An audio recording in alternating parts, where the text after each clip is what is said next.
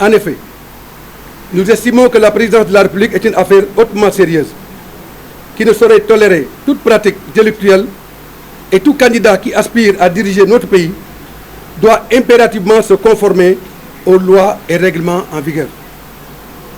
Nous ne saurions admettre que des candidats comme le président Karim Meïssa Wade et peut-être même Mme Rose Wardini soient exclus de la course au moment où d'autres candidats sur la liste définitive ne sont peut-être pas exempts de reproches. Dans la même veine, l'affaire de corruption des 2 membres du Conseil constitutionnel doit être tirée au clair pour permettre aux juges constitutionnels d'être à l'aise dans l'exercice de leur mission constitutionnelle. En ce qui concerne la décision du Conseil constitutionnel, dans sa décision numéro 1, C 2024, le Conseil constitutionnel a rejeté le décret numéro 2024-106 du 8 février 2024, abrogeant le décret 2023-2283 du 29 novembre 2023 portant convocation du corps électoral, et la loi numéro 04-2024 adoptée par l'Assemblée nationale en sa séance du 5 février 2024. Je voudrais à cet égard tout d'abord féliciter le Conseil constitutionnel qui, en rendant cette décision, a permis à notre pays de garder sa trajectoire de pays démocratique et d'état de droit, respectant ainsi le principe de la séparation des pouvoirs. Je rappelle que j'ai été le premier candidat à avoir déposé un recours au Conseil constitutionnel pour contester le décret du président de la République abrogeant la convocation du corps électoral. Je prends acte de la volonté exprimée par le président Macky Sall de respecter la décision rendue par le Conseil constitutionnel. Je salue également ce vent de décrispation qui souffle dans le landerneau politique et qui a pour effet la libération des centaines de prisonniers politiques.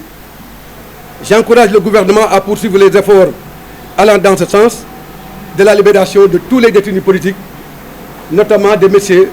Ousmane Sonko et de M. Bassirou Diomaye Faye.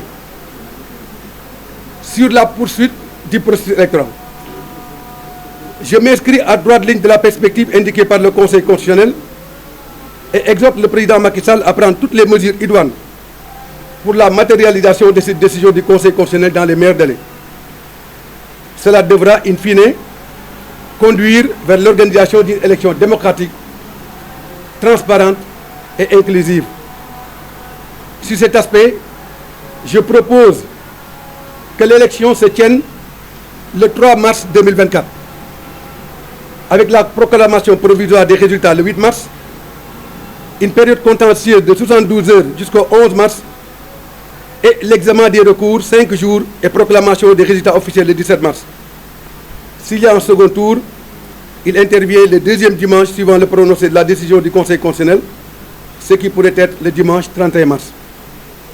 Pour ce faire, la campagne électorale doit être ramenée à 10 jours au lieu de 21 jours. En définitive, le Sénégal est plus que jamais à la croisée du chemin.